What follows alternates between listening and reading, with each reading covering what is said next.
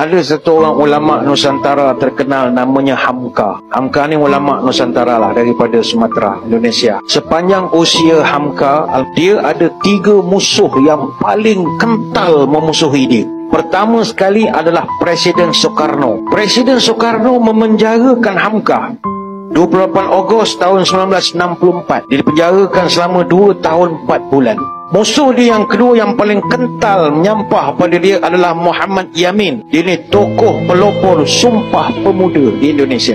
Manusia ketiga adalah Pramoedya Anantathor. Dia ni seorang budayawan, sastrawan Indonesia. Namun sejarah menjadi saksi. Bulan Jun 1970, jenazah Soekarno disolatkan di Wisma Yaso Gatot Subroto dan diimamkan jenazahnya oleh Hamka, kerana wasiat terakhir Presiden Republik Indonesia itu adalah minta jenazahnya diimamkan oleh Hamka. Hamka kalau nak dendam, dia boleh dendam.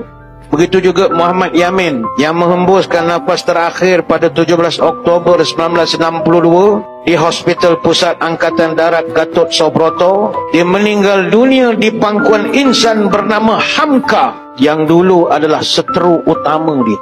Tidak ketinggalan Pramoedya Anantathor tatkala kebingungan kerana anaknya Astuti Anantathor nak berkahwin dengan seorang non-Muslim keturunan Cina bernama Daniel Satiawan. Namun akhirnya Daniel ini berjaya diislamkan oleh Hamka.